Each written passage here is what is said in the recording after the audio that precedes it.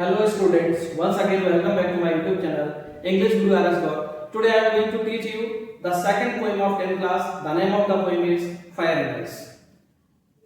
There are two words in the title of this poem, fire and ice. आप direct meaning इसका समझ रहे हैं, फायर मींस आग होता है और आइस मींस क्या होता है, बर्फ होता है।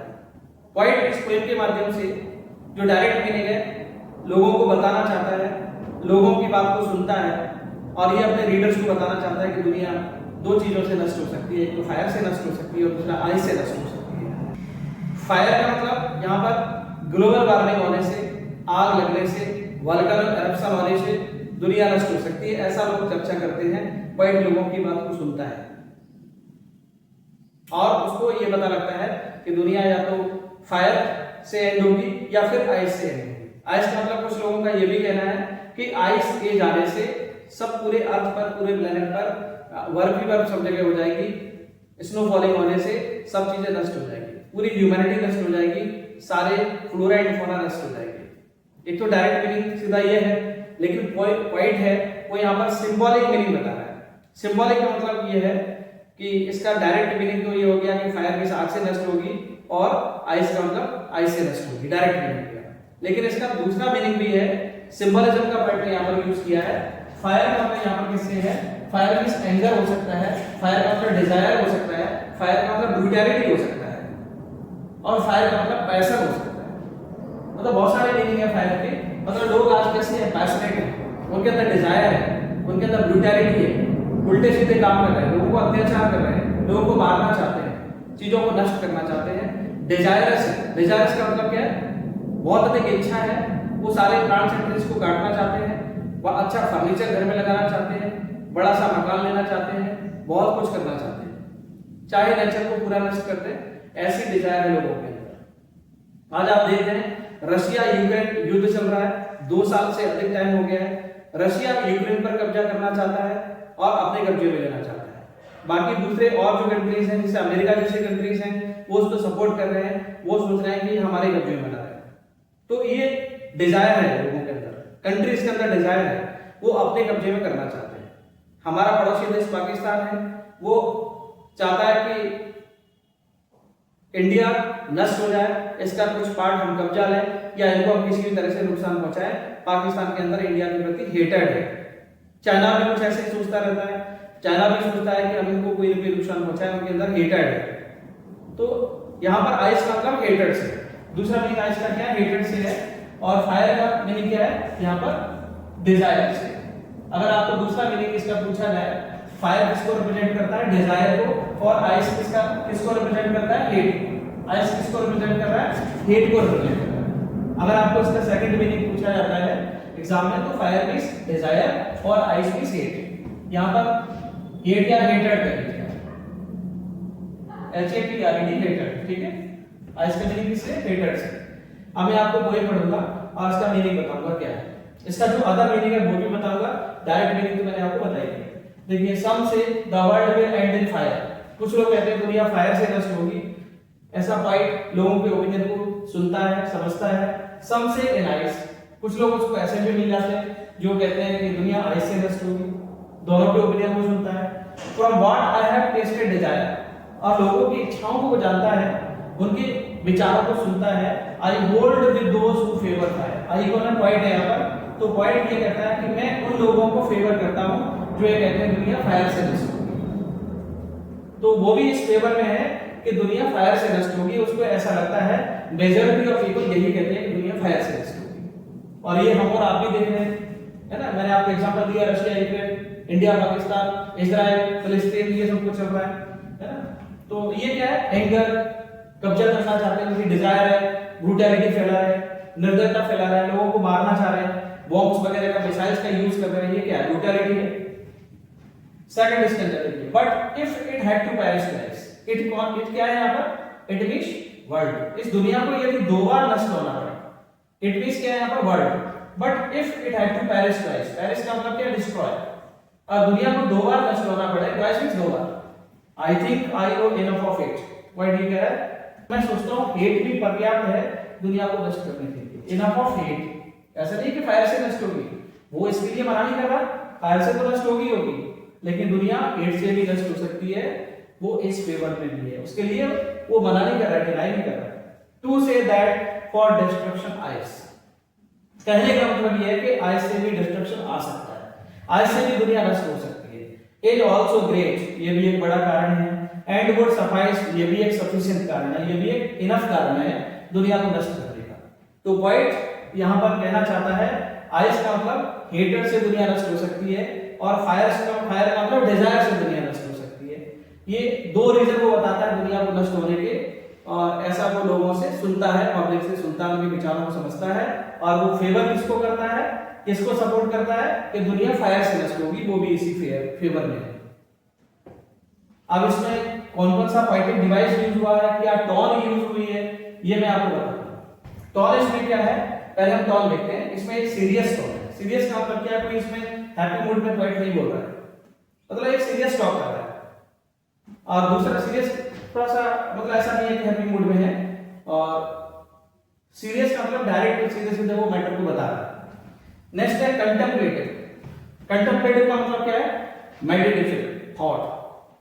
तो सोच रहा है, दोनों चीजों को उसने सुना, लोगों की थिंकिंग को जाना, और फिर उसने अपना दिमाग लगाया, अपने अपने दिमाग में सोचा उसने, फिर उसने बताया कि आई फेवर फायर। वो कहता मैं भी फायर को फेवर करता हूं। तो ये कंटेम्पलेटिव है, वो भी सोच रहा है, थिंकिंग कर रहा है। तो यहां पर जब थॉटफुल एक्सप्रेशन होता है, थिंकिंग वाला एक्सप्रेशन होता है, तो उसको कंटेम्पलेटिव बोलते हैं। पैसिमिस्टिक का मतलब क्या, निराशावादी। पॉइंट ये कह रहा है अल्टीमेटली दुनिया नष्ट होगी, चाहे वो फायर से नष्ट हो, चाहे आइस से नष्ट हो, कभी तो नष्ट होगी। तो इसलिए ये क्या पैसिमिस्टिक मूड में है पॉइंट, और वो केवल नष्ट होने की बात कर रहा है कि दुनिया नष्ट तो होगी, उसको कोई नहीं रोक सकता, चाहे वो फायर से नष्ट हो, चाहे आइस से नष्ट हो। नाउ एक स्मॉल है रिफ्लेक्टिव मूड या रिफ्लेक्टिव टोन कह सकते हैं। रिफ्लेक्टिव का मतलब होता है किसी चीज को बताना, शो करना। उसके दिमाग में जो आइडियाज आ रहे हैं उनको वो क्या कर रहा है, रिफ्लेक्ट कर रहा है, वो दिमाग से उसके निकल रहे हैं वो आइडियाज, ठीक है, उसने अपने विचारों में यहाँ पर एक्सप्रेस कर दिया, रिफ्लेक्ट कर दिया। और इसमें क्या क्या पॉइंटिंग डिवाइस यूज हुई है, एक तो इसमें क्या है, सिंबोलिज्म का यूज हुआ है। Symbolism already I have told you, symbolism क्या होता है, जब वर्ड कुछ और रहता है उसका मीनिंग कुछ और रहता है, इनडायरेक्ट कोई कुछ और सोचता है। फायर का मतलब आप समझते हैं फायर में से आग होता है, सीधा सीधा मीनिंग डायरेक्ट मीनिंग है, लेकिन इसका जो अदर मीनिंग है वो क्या, डिजायर है, इसका अदर मीनिंग ब्रूटैलिटी हो सकता है, इसका अदर मीनिंग क्या हो सकता है, पैशनेट हो सकता है, और इसका अदर मीनिंग एंगर हो सकता है। अगर आपको पूछा जाता है इन चार में से कोई ऑप्शन आएगा, desire, anger, brutality and passion, तो आप समझ जाना इनमें से कोई एक आंसर है। फायर का meaning desire, anger, brutality and passion. और आइस का मीनिंग यहां पर क्या है, हेटर, कोल्डनेस, घृणा। तो इसमें सिंबोलिज्म है, ये तो एक सिंबल है वर्ड्स, इसका अदर मीनिंग क्या है, डिजायर है, एंगर है, और इसका अदर मीनिंग क्या है, आइस का हेट है, इसलिए इसमें सिंबोलिज्म का यूज हुआ है। अब नाउ नेक्स्ट में देखिए इसमें और क्या यूज हुआ है। एक तो इसमें एनाफोरा यूज हुआ है, देखिए सम से।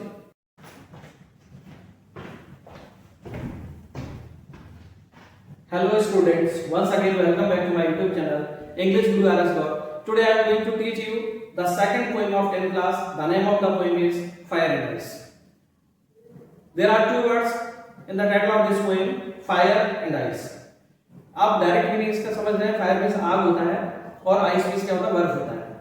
पॉइंट इस पोएम के माध्यम से जो डायरेक्ट मीनिंग है लोगों को बताना चाहता है, लोगों की बात को सुनता है, और ये अपने रीडर्स को बताना चाहता है कि दुनिया दो चीजों से नष्ट हो सकती है, एक तो फायर से नष्ट हो सकती है और दूसरा आइस से नष्ट हो सकती है।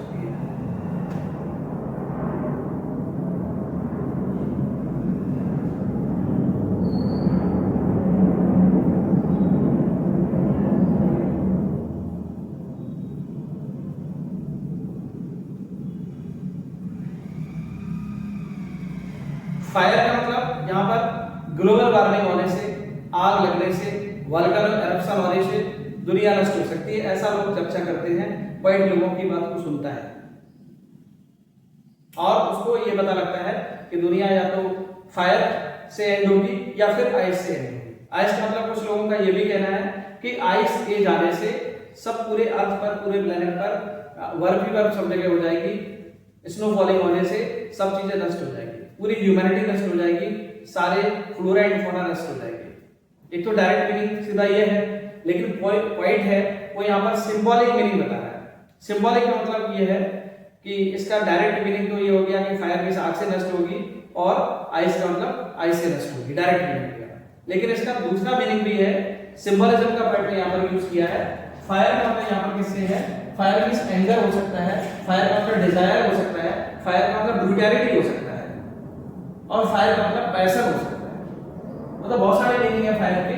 मतलब लोग आज कैसे हैं, पैशनेट हैं, उनके अंदर डिजायर है, उनके अंदर ब्रूटैलिटी है, उल्टे सीधे काम कर रहे हैं, लोगों को अत्याचार कर रहे हैं, लोगों को मारना चाहते हैं, चीजों को नष्ट करना चाहते हैं। डिजायरस है, डिजायरस का मतलब क्या है, बहुत अधिक इच्छा है, वो सारे प्लांट्स एंड ट्रीज को काटना चाहते हैं, वो अच्छा फर्नीचर घर में लगाना चाहते हैं, बड़ा सा मकान लेना चाहते हैं, बहुत कुछ करना चाहते हैं, चाहे नेचर को पूरा नष्ट करते हैं, ऐसी डिजायर है लोगों के अंदर। आज आप देख रहे हैं रशिया यूक्रेन युद्ध चल रहा है, 2 साल से अधिक टाइम हो गया है। रशिया यूक्रेन पर कब्जा करना चाहता है और अपने कब्जे में लेना चाहता है। बाकी दूसरे और जो कंट्रीज हैं, जैसे अमेरिका जैसे कंट्रीज हैं, वो उसको सपोर्ट कर रहे हैं, वो सोच रहे हैं कि हमारे कब्जे में ला रहे हैं। तो ये डिजायर है लोगों के अंदर, कंट्रीज के अंदर डिजायर है, वो अपने कब्जे में करना चाहते हैं।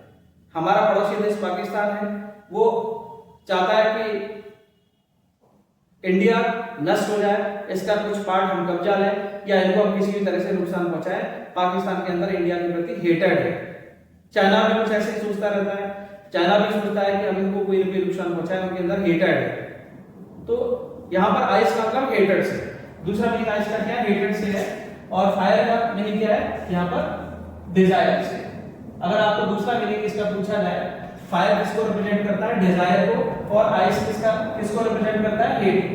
आइस किसको रिप्रेजेंट कर रहा है, हेट को रिप्रेजेंट कर रहा है। अगर आपको इसका सेकंड मीनिंग पूछा जाता है एग्जाम में, तो फायर मींस डिजायर और आइस मींस हेट। यहाँ पर हेट या हेटेड कर लीजिए, HATED हेटेड, ठीक है। आइस का मीनिंग किससे, हेटेड से। अब मैं आपको पोएम पढ़ूंगा और इसका मीनिंग बताऊंगा क्या है। इसका जो अदर मीनिंग है वो भी बताऊंगा, डायरेक्ट मीनिंग तो मैंने आपको बताई है। देखिए, some say the world will end in fire. कुछ लोग कहते हैं दुनिया फायर से नष्ट होगी, ऐसा पॉइंट लोगों के ओपिनियन को सुनता है, समझता है। सम से इन आइस, कुछ लोग उसको ऐसे भी मिल जाते हैं जो कहते हैं कि दुनिया आइस से नष्ट होगी, दोनों के ओपिनियन को सुनता है। From what I have tasted desire, और लोगों की इच्छाओं को वो जानता है, उनके विचारों को सुनता है। I hold with those who favour fire. I को ना पॉइंट है यहाँ पर, तो पॉइंट ये कहता है कि मैं उन लोगों को फेवर करता हूं जो ये कहते हैं दुनिया फायर से नष्ट होगी। तो वो भी इस फेवर में है कि दुनिया फायर से नष्ट होगी। उसको ऐसा लगता है, मेजॉरिटी ऑफ पीपल यही कहते हैं कि दुनिया फायर से नष्ट होगी। और ये हम और आप भी देख रहे हैं, है ना। मैंने आपको एग्जांपल दिया, Russia Ukraine, India Pakistan, Israel, फिलिस्तीन, ये सब कुछ चल रहा है ना। तो ये क्या है, एंगर, कब्जा करना चाहते हैं, उनकी डिजायर है, ब्रूटैलिटी फैला रहे हैं, निर्दयता फैला रहे हैं, लोगों को मारना चाह रहे हैं, बॉम्ब्स वगैरह का, मिसाइल्स का यूज कर रहे हैं। ये क्या है, ब्रूटैलिटी है। सेकंड इसके अंदर देखिए, but if it had to perish twice, it क्या है यहाँ पर, इट मींस वर्ल्ड। इस दुनिया को यदि 2 बार नष्ट होना पड़े, इट मींस क्या है यहाँ पर, world. But if it had to perish twice, perish का मतलब क्या है, डिस्ट्रॉय। और दुनिया को 2 बार नष्ट होना पड़े, twice means 2 bar. I think I know enough of it. What he कह रहा है, मैं ये सोचता हूं कि इनफ भी पर्याप्त है, सॉरी हेट भी पर्याप्त है। तो मैं सोचता हूं हेट भी पर्याप्त है दुनिया को नष्ट करने के लिए। इनफ ऑफ हेट, ऐसा नहीं कि फायर से नष्ट होगी, वो इसके लिए मना नहीं कर रहा, फायर से तो नष्ट होगी, लेकिन दुनिया हेट से भी नष्ट हो सकती है, वो इस फेवर में भी है, उसके लिए वो मना नहीं कर रहा है, डिनाई नहीं कर रहा है। To say that for destruction ice, कहने का मतलब ये है कि आइस से भी डिस्ट्रक्शन आ सकता है, आइस से भी दुनिया नष्ट हो सकती है। इज ऑल्सो ग्रेट, ये भी एक बड़ा कारण है। एंड वुड सफाइस, ये भी एक सफिशिएंट कारण है, ये भी एक इनफ कारण है दुनिया को नष्ट करने का। तो पॉइंट यहां पर कहना चाहता है, आइस का मतलब हेटर से दुनिया नष्ट हो सकती है, और फायर का मतलब डिजायर से दुनिया नष्ट हो सकती है। ये 2 रीजन वो बताता है दुनिया को नष्ट होने के, और ऐसा वो लोगों से सुनता है, पब्लिक से सुनता है, उनके विचारों को समझता है, और वो फेवर किसको करता है, किसको सपोर्ट करता है कि दुनिया फायर से नष्ट होगी, वो भी इसी फेवर में है।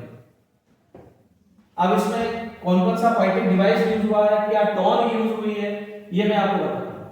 टोन इसमें क्या है, पहले हम टोन देखते हैं। इसमें एक सीरियस टोन है। सीरियस का मतलब क्या है, कोई इसमें हैप्पी मूड में पोएट नहीं बोल रहा है, मतलब एक सीरियस टॉक कर रहा है।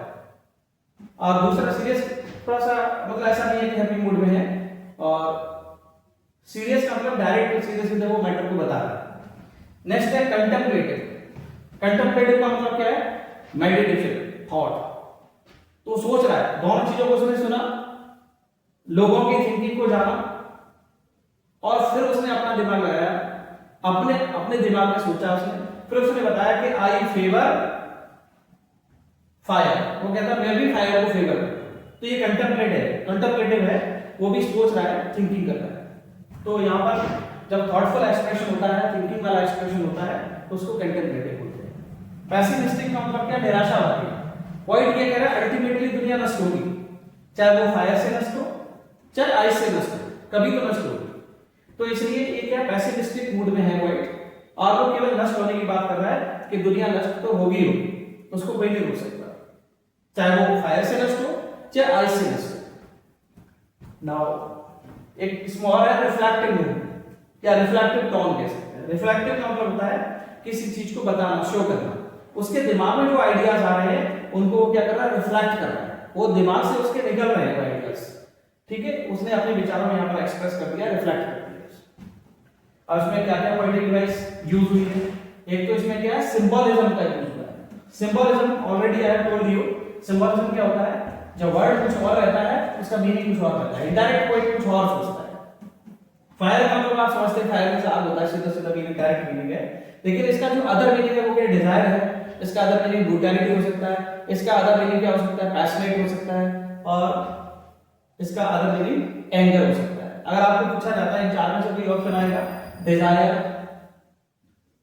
एंगर, ब्रूटैलिटी एंड पैशन, तो आप समझ जाना इनमें से कोई एक आंसर है। फायर का meaning desire, anger, brutality and passion. और आइस का मीनिंग यहां पर क्या है, हेटर, कोल्डनेस, घृणा। तो इसमें सिंबलिज्म है, ये तो एक सिंबल है वर्ड्स, इसका अदर मीनिंग क्या है, डिजायर है, एंगर है, इसका अदर मीनिंग क्या है, आइस का हेटर है, इसलिए इसमें सिंबलिज्म का यूज हुआ है। अब नाउ नेक्स्ट देखिए इसमें और क्या यूज हुआ है। एक तो इसमें एनाफोरा यूज हुआ है। देखिए सम से कोई दो लाइंस सेम वर्ड से स्टार्ट होती है तो समझ जाना उसमें एनाफोरा है। कोई दो या दो से अधिक लाइंस सेम वर्ड से रिपीट हो तो एनाफोरा होता है, सम से ये एनाफोरा है। और इसमें एलिट्रेशन का भी यूज हुआ है। एलिट्रेशन कैसे है देखना, इसको पढ़ते हैं स्टेंजा को, आपको समझ आएगा, यहां होगा मैं बताऊंगा। Some say the world will end in fire, some say in ice, this sound as मतलब एलिट्रेशन है, ठीक है।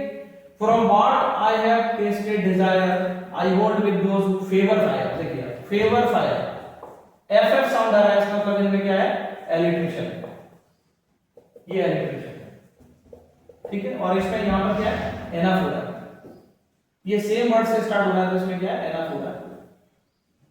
और इसमें जो टाइटल है इसमें क्या है, सिंबलिज्म, क्योंकि इसका इनडायरेक्ट मीनिंग कुछ और भी है तो यहां पर होता है।